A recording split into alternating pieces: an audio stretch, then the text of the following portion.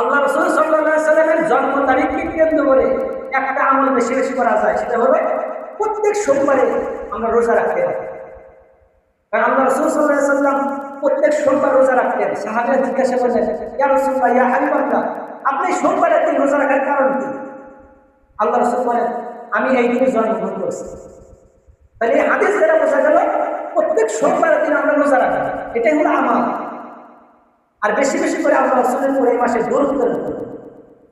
তা না করে যদি আমি এই বিশৃঙ্খলা জশ্ন জুলুস মিছিল মিলিংয়ে থাকি, তাহলে বলুন তো এটা কি দেখতে ভালো দেখা যাবে? এটা তো দেখতে মানানসই হয় না। আরেকটা বিষয় হলো রাসূল সাল্লাল্লাহু আলাইহি ওয়াসাল্লাম এর জন্ম তো ৮ই রবিউল আউয়াল, কিন্তু রাসূল সাল্লাল্লাহু আলাইহি ওয়াসাল্লাম মৃত্যুবরণ করেছেন সমস্ত উলামায়ে কেরাম ঐক্যমত, রাসূল সাল্লাল্লাহু আলাইহি ওয়াসাল্লামের মৃত্যুবরণ হয়েছে ১২ই রবিউল আউয়াল। তাহলে বলুন তো মৃত্যু তারিখে আমরা কি মিছিল করবো, খুশি হবো নাকি দুঃখ প্রকাশ করবো? দুঃখ প্রকাশ করতে হবে। তাহলে ১২ই রবিউল আউয়াল রাসূল সাল্লাল্লাহু আলাইহি ওয়াসাল্লামের মৃত্যু তারিখ, আর এই দিনে যদি আমি মিছিল মিটিং করি, তাহলে বলুন তো আমি কি আশিকে রাসূল হতে পারবো? না, মৃত্যুর দিনে তো মানুষ খুশি হয় না, কি হয়? ব্যতীত হয়, দুঃখ প্রকাশ করে।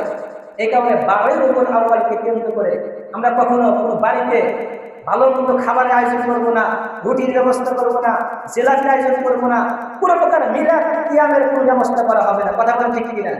যেখানে মিলাদ কিয়ামের ব্যবস্থা করা হবে, মিছিল মিটিংয়ের ব্যবস্থা করা হবে, সেখানে প্রতিবাদ করতে হবে, সেখানে প্রতিবাদ করতে হবে।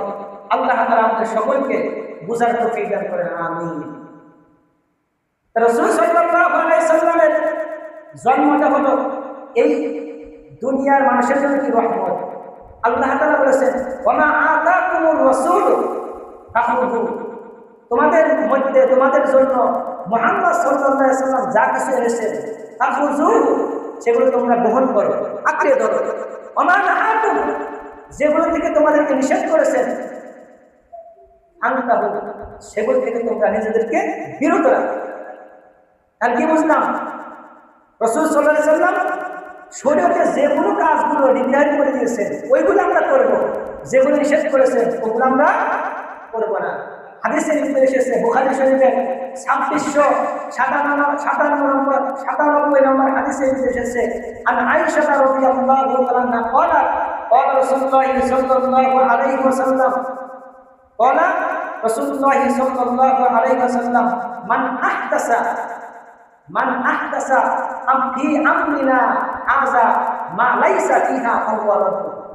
যদি তোমাদের ভিতরে কোনো ব্যক্তি শরীয়তের ভিতরে নতুন কিছু সৃষ্টি করতে চায়, যেটা শরীয়ত গ্রহণ করে নাই, দিন গ্রহণ করে নাই, ফাহুয়া রদ্দ, সেটা কি বাতিল হিসেবে গণ্য হবে, সেটা গ্রহণযোগ্য হবে না।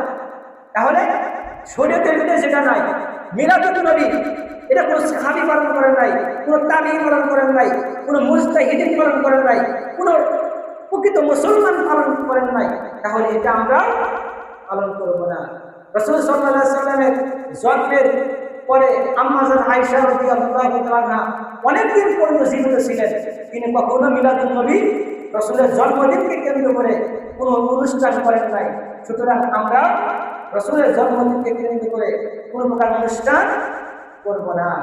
আল্লাহ তাআলা আমাদের সকলকে এই